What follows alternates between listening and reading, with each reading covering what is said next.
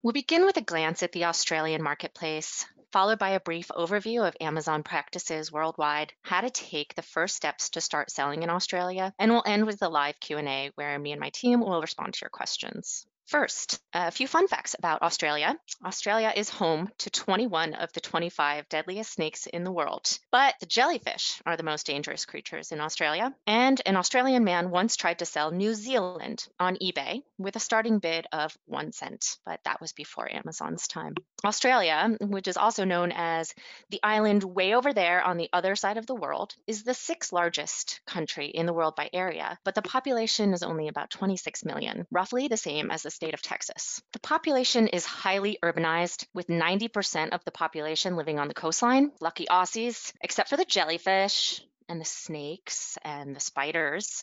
But my Australian counterparts tell me that you don't have to worry too much about those. So the current population of Australia, as I said, is just about 26 million, and the median age is 38. Much of the population is young, urban, professional, with expendable income. The primary language is English, so no translations are required to sell in Australia, which means there's less effort on listings, customer service, communication with seller support, and marketing campaigns. The per capita GDP was just under 64,000 in 2019, which is very comparable to that of the US, which was at 65,000 in the end of 2019. Australian people love US products. US is the third largest trading partner in Australia after China and Japan. Australia imported $44 billion in US goods in 2019. Australia's internet penetration is 88%, which means they have 21 million internet users who could potentially be shopping online. As a benchmark, the internet penetration in the US is 87%, or was 87% in 2019. And the tax component in Australia is called GST. It's Goods and Services Tax, and it's a 10% sales tax, comparatively low and easy to navigate. Most sellers handle their own tax filings.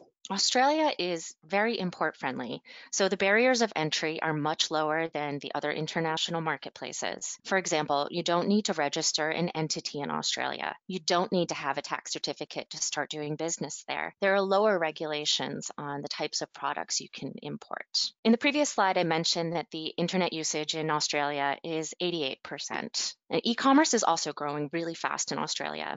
The reason that Amazon expanded to Australia is because we recognized the volume of consumers purchasing from Amazon.com, and we wanted to provide a better customer experience. You may have noticed the same from your own website sales or other channel sales. And e-commerce revenue is expected to continue growing steadily over the next few years. In terms of online spending, Australia ranks fourth among all the marketplaces, and there's not a very large difference between the top five. The takeaway here is that Australian customers are spending quite a bit shopping online. To give you an idea of the top categories, the largest segments are fashion, electronics, media, toys, games, home goods, grocery, and personal care. And I'm sure many of you have products that fall into one of these categories. No matter where you're located or what language you speak, your business could be a global business. Using Amazon's international logistics network and global selling resources can help you sell your products worldwide. Amazon is currently operating in 18 countries, with more on the horizon, which means there's lots of room to grow with us. Australia is one of our newer marketplaces, a toddler really, at just 2.5 years old, but we are seeing promising year-over-year growth. Being an early adopter on the marketplace will pay long-term dividends. Your sales and rank increase as the marketplace grows. And another benefit of joining a newer marketplace is that there's naturally less competition in the early stages. Lisa of Kindly is a small business owner of personal care products and one of Australia's earliest adopters. In this quote, Lisa echoes my previous comment about early adopters organically growing with the marketplace. And she also highlights how FBA allows businesses of all sizes to have a global reach. On a personal side note, I worked for a small business prior to joining Amazon and led international expansion efforts, so I know how terrifying it can be. But Amazon provides sellers with many tools to help you navigate the obstacles of getting started and continuing to drive growth. Some of the benefits of selling on Amazon Australia: lower referral fees. They're either the same or lower than the US fees, depending on the category. They range from anywhere between $6 and 15% depending on the category. The FBA storage and shipping fees are also a bit lower than the US fees. Long-term storage fees aren't assessed until after a full year has passed. Sponsored products. In order to help you drive advertising efforts, we're currently offering $50 in free click credits when you start using sponsored products. Advertising is so important for new sellers in a new marketplace. We're also not assessing any fees for deals. Lightning deals, deal of the day, and best deals are all available in Australia, aside from the discount, that is. There are more than 30 open categories for selling on Amazon. Products in these categories can be listed without specific permission from Amazon, with certain exceptions for brand name products. But one thing to note is that we are currently only accepting products in new condition in Australia, so we can't do any used products. Certain categories will require approval.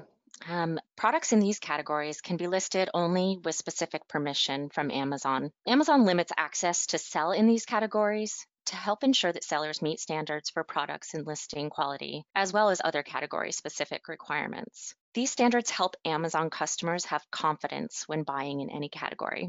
There's a resources page at the end of this presentation where you can check out additional information on categories requiring approval. For the most part, approval will require product photos, supplier invoices, and/or authorization letters from the manufacturer. You'll receive an email response letting you know whether you've been approved to sell or if additional information is needed. We'll cover more category-specific information on our next webinar, Australia 201, which is tentatively scheduled for later this month.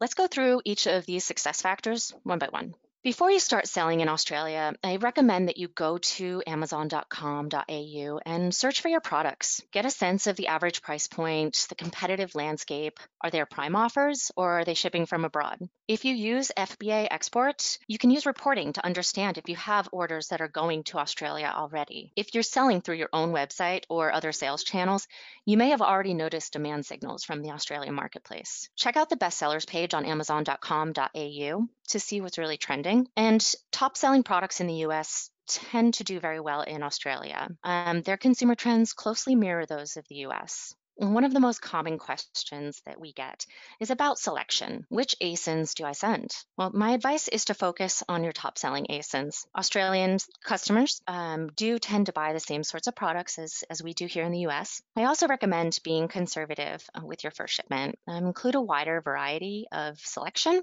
in smaller quantities. This will give you a chance to understand the demand in the marketplace while mitigating your inventory risk. As you begin to generate impressions, glance views, and sales, you can utilize the business reports available to better understand demand. Double down on the products that are driving volume and scale back on the products that aren't. Using FBA can increase sales conversion, and I think that's especially true in an international marketplace. Prior to Prime, Australian consumers were paying high shipping costs and waiting 1 or 2 weeks or even longer to get their orders. So needless to say, Australia is embracing the concept of free 2-day delivery. In using FBA, you'll have the Prime badge. You'll be qualified to participate in deals and large sales events like Prime Day and Black Friday, Cyber Monday. In July 2019, Prime Day broke all records in terms of the number of orders we delivered to customers, and membership for Australian consumers is very affordable at 59 Australian dollars per year or 6.99 Australian dollars per month. Prime growth has been very strong. We see double digits growth month over month. Fulfillment by Amazon handles the daily order processing, which allows you to focus on optimizing your content, your advertising campaigns, and really trying to drive your sales growth. We currently have 2 fulfillment centers in Australia, in Sydney and Melbourne. We're able to cover 90% of Prime customers with free 2-day shipping. And we'll be opening a 3rd fulfillment center in Perth later this year. Multi-channel fulfillment is also an option when using FBA in Australia, but it's important to note that there are storage limits for your inventory. Take advantage of the reports available in Seller Central to guide your growth. Use the sales and traffic report to determine where you need to increase inventory levels or where you need to scale back. Use advertising reports to double down on keywords that are generating views and sales, and eliminate keywords that simply aren't performing. And if you're a brand owner, make use of the store brand analytics. My best advice for marketing, especially in your first year in a new marketplace, is to invest in self-promotion and throw everything at the wall to see what sticks. If you're a brand owner, add A+ content and store content. Create sponsored product campaigns. Try auto-targeting, manual targeting. Try replicating proven campaigns from your other marketplaces. Find the winning combination. Try running a deal or a limited time promotion, and automate pricing to ensure that you're staying competitive. At this point, you're thinking, this all sounds fabulous. How do I get started? Great. We're very excited to have you join us. The first step is to register a separate Seller Central account for Australia. In preparation, and to make this as efficient as possible, make sure you have the following available: a unique storefront nickname. It could be as simple as My Store Australia, for example, and a unique email address for the registration step.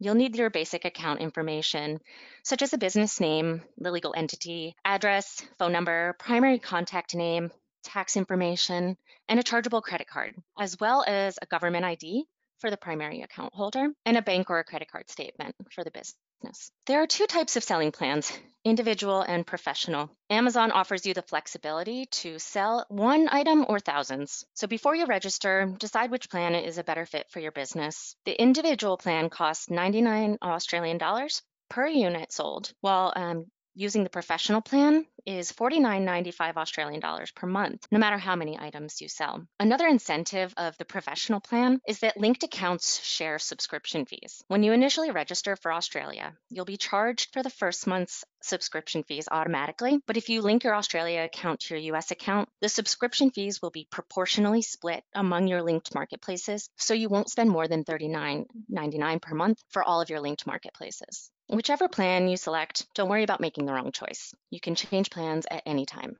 After you've registered the account, the next step is seller identity verification. You'll want to have that government ID handy and the bank or credit card statement. You'll need to upload those to Seller Central, and it's a pretty quick process as long as I's are dotted and T's are crossed. There's also a tax questionnaire that you'll need to complete where you're just going to be asked to provide your US tax info. And if you wanted to link your accounts, you can do that during this step as well. For the initial registration steps, I recommend doing account creation, seller identity verification, the tax questions, and linking your accounts at the same time. If you're prepared, these steps shouldn't take any longer than 30 minutes to complete. From there, next steps include creating listings, choosing a shipping provider, and setting up a deposit method. We'll cover these steps in greater detail in our 201 webinar, again, tentatively scheduled for later this month. But a quick note on the deposit method.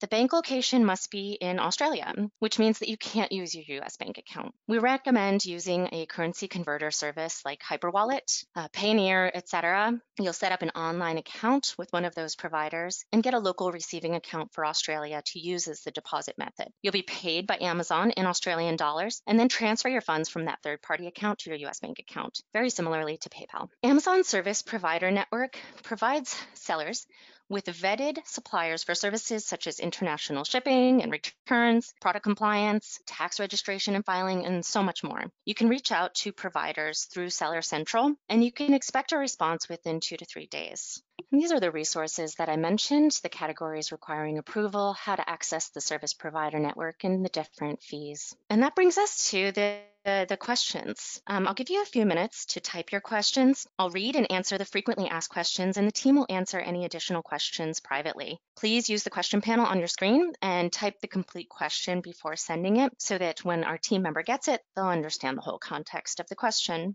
And very importantly, please take the survey. The survey window will pop up when you exit the webinar. Please let us know how we did. Your feedback is super valuable. After all, we're doing this for you, so please help us to improve your experience. Thank you so much for your time. I'll give you a couple minutes to type your questions. I hope I gave you enough time to ask some questions. I know that the team was getting some questions throughout, so I wanted to go ahead and start addressing some of those for you. How long does it take to get set up with an Australia account if I want to go FBA? Well, it depends on how motivated you are and how quickly you can work through the steps to get the account set up. Generally speaking, we typically see somewhere between 3 and 6 weeks from registration to getting a shipment received. And I would say that 3 weeks is a pretty aggressive timeline, so you have to be ready to work quickly.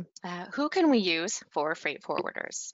You're welcome to use whichever provider you'd like. There's no buy shipping option for Australia, so I recommend either leveraging your existing relationships or using our service provider network to try to find those forwarders. How much does it cost to have an Australia account? So upon registration, you're going to be charged $49.95 Australian for the first month's subscription fees. But as I mentioned earlier, if you link your account to your US account, you'll only incur one monthly fee, and that's proportionally split among the linked marketplaces. So you might see multiple debits per marketplace, but they shouldn't exceed $39.99 per month.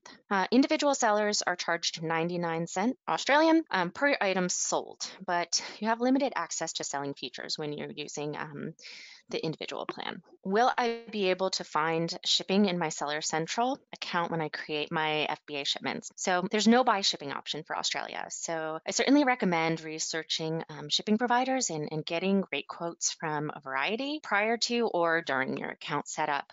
You'll set up an account and work with the carrier of your choice, separate from Seller Central. Can I get started anytime with registering my Australian Seller Central account? Yes, you can register using the links provided in the webinar or from your US Seller Central account under Inventory, Sell Globally, or at sell.amazon.com. How do taxes work in Australia? Yeah, that's a great question. The tax component in Australia is called GST. That stands for Goods and Services Tax, and it's a 10% sales tax. For merchant fulfilled shipments, Amazon will remit the GST on your behalf. So you'll just want to make sure that you're adding 10% to your retail prices, knowing that Amazon's going to be taking that out. But for FBA shipments, the way that's going to work, you're going to be assessed an import tax, 10% on the shipment value for anything that goes into Australia. There's then a grace period up to 75,000 Australian dollars before you need to register with the Australian Tax Office and start remitting taxes on your revenue. Once you're filing, you'll be able to deduct the import tax. Reminder that you don't need to set up a separate entity in Australia for tax purposes. Same thing with the taxes. You will want to make sure that you're adding 10% into your retail prices. The tax is inclusive in Australia. Does Australia have that? No, it's just GST, which is the 10% sales tax. How do I get paid? Do I need to have a physical address or a bank account in Australia? So no, you don't need to have the entity in Australia, but you will need to set up a currency converter account. You can't use your US bank account as a deposit method because the bank location needs to be Australian. To facilitate, we recommend using a currency converter service like Hyperwalet, which is directly linked in Seller Central. Some other options include Payoneer, OFX, TransferWise, Ping Pong. There's quite a few. You'll be paid by Amazon in Australian dollars, and then you'll transfer your funds to your US bank account. So it functions very similarly to the way PayPal works. How long does compliance take if we have products that need testing? It really depends on the product type, but generally speaking, I'd say that that's a fairly lengthy process. Somewhere between 6 to 12 months would probably be a realistic timeline. Will you translate my listings? No translations are required for Australia. It's English speaking. It is more of a British English, but we haven't found that that's been anything needs to be changed there. How are returns handled for FBA and merchant fulfilled? So the nice thing is that return rates are low for Australia. They tend to be more conscientious consumers, probably because they are so accustomed to having to wait a long time to get their products and paying a lot in shipping charges. For FBA, anything resellable will go right back into inventory. But if you need to create a removal order, or if you're doing merchant fulfilled shipments, then you'll need to have a local Australian address where products can be returned and then shipped back to you on a specified frequency. We do have providers for this service that can be found on the service provider network. What do storage fees look like? So it's in meters because it's Australia, but roughly $12.50 between January and September, and between October and December, $17 per month per cubic meter. And just a reminder on long-term storage fees, those aren't assessed until a full year has passed. What do the referral fees look like? So depending on the category, referral fees are either the same or lower than your fees for the US. There is a pretty comprehensive resource for that in the resources section of this webinar. Can I use the same email to register my Australia Seller Central account as my North America Seller Central account? We recommend that you use a different email address to register the Australia account, but once you've registered, you can link your Australia account to your US account, which will enable single sign-on. How long does it take to set up my Australia Seller Central account? I've seen a very, very wide range. So it really depends on how efficient you are and how motivated you are. Are you prepared to action the steps quickly? Are your supporting documents at the ready? Can you easily create listings? Are they low friction, or will you need to meet compliance requirements? All of these factors will really help you determine how quickly you can get started.